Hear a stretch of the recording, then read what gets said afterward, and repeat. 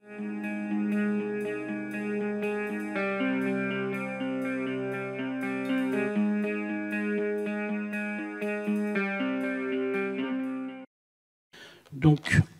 un petit exposé, puisque la dernière fois que j'avais minuté celui que je devais vous faire, il faisait 873 heures. Donc, je vais essayer de te faire tenir tout ça en 10 minutes. Donc, le renard, l'homme et le renard. Le fait que vous soyez ici prouve déjà que c'est un animal qui vous laisse pas indifférent. Que vous soyez ici pour des raisons positives, c'est-à-dire que vous avez envie de participer à sa reconnaissance d'espèce qui mérite d'être protégée, puisque c'est le but final de notre intervention et celle des autres associations qui militent. Peut-être êtes-vous simplement indifférent ou opposé au renard pour diverses raisons, et on espère qu'à ce moment-là, nous parviendrons à vous convaincre de l'intérêt de respecter cet animal, tout au moins. Alors, la relation de l'homme et du renard, elle est faite de malentendus, parce que déjà, dans la taxonomie, ça démarre pas très bien. À savoir que si on demande à un enfant de l'écrire ou de dessiner un renard, il va vous faire un espèce de petit chien avec un museau pointu, des oreilles pointues, et puis une grosse queue. Alors on s'est dit, bon, oui, d'accord, jusque-là on veut être que tout à fait flatté par ses qualités d'observation, mais dès qu'on aborde le côté scientifique, là ça devient déjà un peu plus bizarre, parce que c'est un animal, le mot qu'on puisse dire, c'est qu'il y a énormément de contradictions chez lui. C'est un mammifère, bon, jusque-là, on n'a pas trop de problèmes, de l'ordre des carnivores. Alors là déjà, le premier problème, c'est que la taxonomie le classe parmi les carnivores, or son régime est pratiquement celui d'un omnivore. On verra peut-être plus tard, le renard est un animal qui mange pratiquement de tout, que ce soit des campagnols, des lapins, de la viande, des légumes, des fruits, des baies, des escargots, des insectes, enfin absolument tout trouve grâce à ses yeux. Et depuis qu'il est en milieu urbain, la liste de ses menus s'est considérablement allongée. Ensuite, on nous dit, la taxonomie nous dit en tout cas que c'est la famille des canidés. Canidés comme les chiens, bon jusque-là ça va, sauf que déjà, rien que le bond de chasse du renard est beaucoup plus félin que celui d'un canidé. Dans la mesure où il a un certain nombre de caractéristiques qui le rapportent beaucoup plus des chats que des chiens. Donc, je vous avais dit que c'est un animal qui allait poser problème. Et déjà, au niveau scientifique, vous voyez que je suis pas tout à fait dans l'erreur. Ensuite, c'est un animal qui est ubiquiste, c'est-à-dire que sa zone de répartition au niveau mondial est absolument énorme. Il occupe quasiment tout l'hémisphère nord. Donc on trouve ni en Afrique ni en Amérique du Sud, mais il a été réintroduit en Amérique du Nord, introduit en Australie. Dans les deux cas, par des gens qui voulaient des Britanniques, des colons britanniques. Alors en Amérique du Nord, c'était le milieu du XVIIIe siècle, et je crois qu'en Australie, c'est au milieu du XIXe, des gens qui s'ennuyaient et qui voulaient pratiquer leur loisir favori, qui est un loisir typiquement anglais, c'est-à-dire la chasse à courre au renard. Ils ont donc amené ce renard. Il faut savoir que même en Angleterre, d'ailleurs, on faisait intervenir des renards capturés en France, parce que la passion de la noblesse, les squires anglais étaient tellement grande pour ces renards qu'ils finissaient par épuiser le stock local. Donc on lâchait des renards pour qu'ils puissent les chasser à court. En Australie, il s'est très très bien adapté. Il a traversé des déserts, donc un milieu qui lui ressemblait absolument pas. Et il a donc posé un certain nombre de problèmes. Donc ils ont une histoire commune, mais des relations extrêmement complexes, parce que l'une comme l'autre sont parfaitement adaptables, sont des espèces qui ont une plasticité comportementale, et chez le renard, ça tient du prodige. Alors, on peut se demander pourquoi, par exemple, alors que le chat a été, non pas le chat forestier, mais le chat que les croisés ont ramené, ou même les Romains avaient introduit avant eux, est devenu un animal domestique. Pourquoi, et l'homme a également domestiqué le loup pour en faire son chien, pourquoi personne n'a envisagé de domestiquer le renard? En fait, c'est parce que pour nous, il présente très très peu d'intérêt. Il n'a pas la structure sociale du loup, qui est très proche de la nôtre. Il est indépendant, il vit. Alors jusque là, longtemps, on a pensé qu'il vivait solitaire. En fait, il vit en couple ou en groupes spatiaux et non pas groupes sociaux, groupes spatiaux qui occupent un même territoire. Et il y a uniquement une expérience, par exemple, alors les Japonais, vous voyez, ils ont à titre de curiosité, ils ont domestiqué des renards pour les transformer en chiens.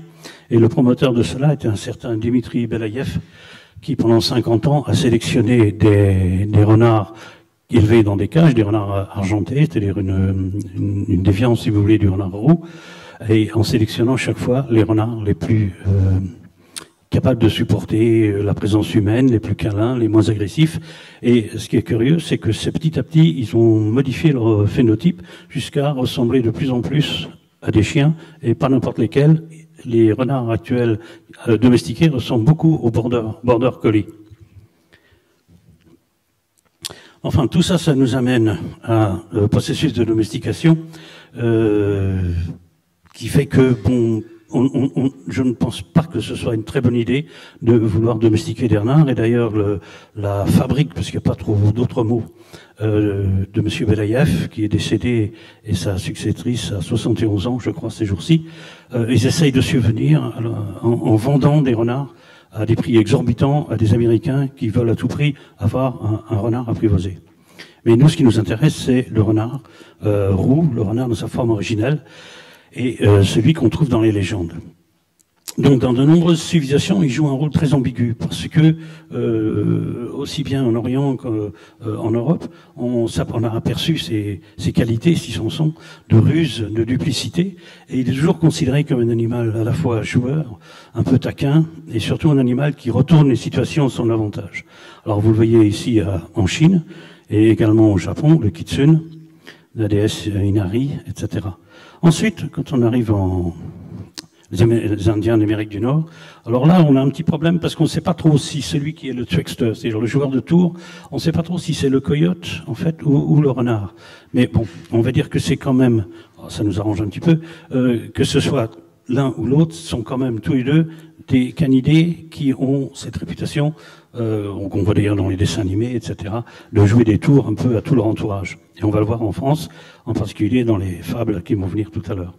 Dans les pays celtiques, par contre, c'est une créature assez diabolique et qui attire les héros vers ce qu'on appelle le monde du dessous. Et à cette occasion, d'ailleurs, il y a une légende irlando-écossaise qui veut que un héros écossais ayant commis une infraction fut puni par le grand roi d'Irlande, et son ami, voulant le libérer, demanda au roi les conditions. Le roi lui dit: tu m'amèneras un exemplaire de tous les animaux de mon royaume. Et lorsque Colchier, il s'appelait ce vaillant ami de Finn McCool, lorsqu'il a satisfait la demande du roi, le roi lui a demandé: quel est l'animal qui t'a donné le plus de problèmes, qui t'a présenté le plus de problèmes? Bon, faut voir qu'à cette époque, il y avait des lynx, des ours, des loups, des aigles, etc. Et cet ami de Finn McCool a dit au roi: l'animal qui m'a donné le plus de problèmes, c'est le renard. Donc vous voyez que même les grands héros celtiques avaient d'énormes difficultés avec cette espèce-là déjà. Ensuite, dans les littératures européennes, on le retrouve dans les fables à l'époque d'Ésope, et ensuite chez Aristote, qui décrit le renard comme étant un animal né de la boue et qui n'acquiert vie que lorsque la mer vient lécher le renard d'eau. C'est assez. Il faut pas oublier que Aristote, c'est celui qui estimait que les hirondelles hivernaient dans les mares, au fond dans la boue des mares, passer l'hiver là, puisqu'il ne connaissait pas encore le phénomène migratoire. Mais c'est assez bien observé quand même. Donc ce renard qui naît dans un trou, qui naît dans un terrier, qui naît au fond, que sa mère lèche, c'est tout à fait exact jusque-là. Malheureusement, c'est pas tout à fait exact du point de vue d'Aristote, parce qu'il ne naît pas fait de boue, mais c'est sa mère qui le met bas. Ensuite. Et cet Ésope et cet Aristote seront des sources d'inspiration, évidemment, pour un poète qui va venir plus tard, un écrivain. Chez le grec, c'était un être rusé, fourbe, la métisse qu'on appelle des Grecs, la métisse des Grecs, qui est un ensemble de ruses et de force. Dans la Bible, on trouve le renard dans plusieurs affaires, entre autres celle de Samson qui se venge des Philistins en envoyant 300 renards à la queue enflammée. Et puis, petit à petit, dans la Bible, on commence à y voir le diable. On commence à lui apporter une mauvaise réputation, une diabolisation. Et pourquoi? Alors, ça va pas trop vous plaire, mesdames. Je prends mes risques, Parce qu'en fait, d'après la Bible, le renard et tous les animaux sauvages, les animaux malfaisants, ont été créés par Ève. Et on se retrouve là dans le début d'une relation très tumultueuse entre le renard, la femme, la rousseur du renard, les flammes du bûcher, les sorcières. Si vous voulez, jusqu'au Moyen-Âge, on va se retrouver dans un espèce de mini-mélo qui va donner tout un tas de légendes, de femmes se transformant en renard, de renards se retransformant en femmes, et pratiquement dans tous ces cas, les femmes sont mauvaises. Alors bientôt, on va arriver effectivement à un renard beau parleur. Jusque-là, c'était Volpes des Goupil. Et puis ce renard qui va faire tout un roman, c'est-à-dire du XIIe, XIIIe siècle, des différentes branches du roman de renard, au cours desquelles on assiste à la fois à la victoire ou aux victoires du renard, mais également à quelques-unes de ses défaites. Parfois, il n'est pas vainqueur à chaque fois, comme dit la chanson du justicier. Voilà, donc on va arriver donc bientôt à Jean de La Fontaine, bien sûr, et donc l'une de ses plus connues, qui est le Corbeau et le renard. Et je suis pas persuadé d'ailleurs que cette fable soit tout à fait authentique du point de vue éthologique, puisque on sait que les corvidés ont énormément d'intelligence, et ça m'étonnerait qu'un corbeau, un grand corbeau, une corneille ou un corbeau freux se laisse avoir comme ça par maître renard. Par contre, vous voyez quelquefois, bon là, hop, pas de chance, c'est la cigogne qui gagne par rapport au renard. Mais ça n'a rien à faire, il faut le naturel reprendre dessus, il faut qu'il refasse des farces. Cette fois, c'est le bouc qui est la victime des farces du renard. Buffon, au XVIIIe siècle, bon, lui donne un jugement plutôt favorable. Je vais peut-être pas trop vous laisser le temps de le lire. On me fait signe désespéré que je suis déjà trop long. Donc voilà, et dans les illustrations de Buffon, on montre déjà un renard dans un village. Visitant un village, et on va vite arriver à ce qui est la mauvaise réputation de Brassens, vous savez, voilà, les gens lui disent que mauvaise réputation, etc. Parce que, eh bien, ce renard, petit à petit, et à l'époque moderne, vous savez pertinemment qu'on en trouve justement dans les villages et même dans les grandes villes. Mais à l'époque, c'est-à-dire au 19e et au début du 20e siècle, la France était encore un pays agricole, donc les relations avec le renard étaient somme toute, c'était pas des grandes battues, c'était pas comme maintenant, c'était le fermier défendait ses poules, et le fermier tuait un renard pour récupérer la fourrure, la peau et la fourrure. Bon, tuer un renard c'est une chose, faire tanner la peau c'est excessif, ça coûte très très cher. Et un certain nombre de fermiers arrivaient ainsi à revendre des peaux, en particulier dans les foires à la sauvagine. La photo que vous voyez là, c'est une des dernières qui avait lieu à Chalon-sur-Saône, et c'est arrêté en 1993. Et une belle peau de renard, à l'époque, entre les deux guerres, se vendait pour le prix d'une bicyclette. C'est pour dire que c'était quand même une fourrure convoitée. Bon, là, on voit l'étendue du stock de fourrure. Et puis aujourd'hui, alors, le renard, qui a été également utilisé dans la pharmacopée, alors tout un tas de médecines parallèles, traditionnelles, toutes plus loufoques les unes que les autres. Et l'image de ce renard est tellement ambiguë que c'est un petit peu un autre nous, si vous voulez. Et c'est pas un hasard si à gauche on a Zorro qui veut dire justement renard en espagnol, et puis que Walt Disney ait choisi le renard pour figurer Robin des Bois dans son dernier dessin animé. Alors ce renard est excessivement ambigu dans la mesure où il est à la fois nocturne et diurne, c'est-à-dire qu'il naît dans un terrier mais il adore se mettre au soleil. C'est un animal qui rôde dans les lisières, à la fois les lisières forestières, ce qu'on appelle des écotones, toutes les différences de milieu entre la forêt, la plaine. Chaque fois qu'il y a un milieu riche, vous pouvez être pratiquement certain que vous allez y trouver un renard. Mais c'est aussi les lisières de notre imagination à nous.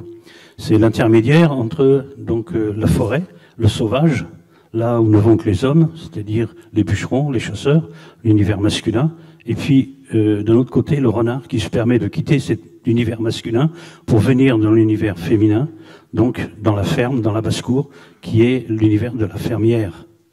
Donc on trouve cette relation entre le renard et la femme, encore une fois, qui est directement attaquée dans ce qu'elle fait par cet individu. Et le voleur de poules. Le voleur de poules, c'est également le nom dont on a affublé certains gitans, puisque c'est également le nom qu'on leur donne dans le sud de la France, je crois, les voleurs de poules. Et c'est très amusant de voir qu'en fait, chaque fois, il y a un voleur de poules. Poule, vous comprenez bien qu'il y a un jeu de mots à faire dessus. Et il y a toujours une femme et un individu qui vient la séduire ou détruire ce qu'elle a fait. Ensuite, dans la ville, c'est évidemment le sauvage qui rentre dans la ville. Il y a un film là-dessus. Alors, est-ce que le renard est menacé actuellement?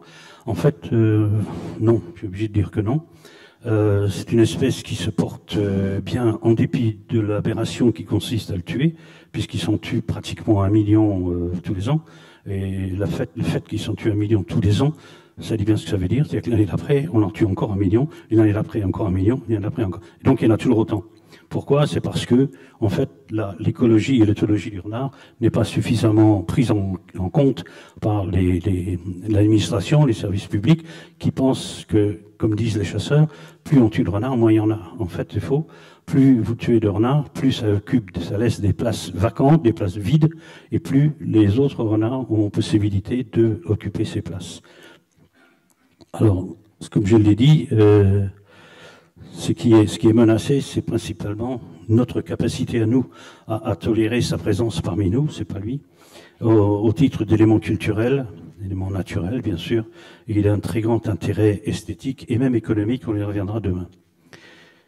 Et je termine sur celui-là qui vous tire la langue et à moi aussi, et je vous remercie de votre patience.